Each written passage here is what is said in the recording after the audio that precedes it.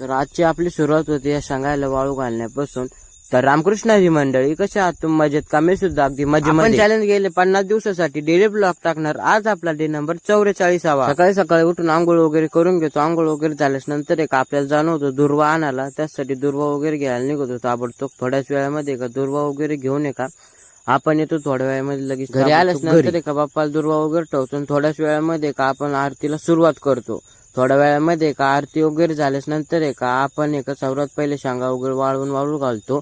आणि मग का आपण अभ्यास करतो 2-3 घंटे. आणि मग थोडे पोहे म्हणजे नाश्ता वगैरे करून घेतो. नाश्ता वगैरे झाल्यास नंतर काही लाईन आड पण चालले गेलं. म्हणलं बुवा आता अवघड झालं. पहिलं डीपीवर गेलो. डीपीवरती गेल्यास नंतर का प्रॉब्लेम पाहिला काय. मग लाईट लागली.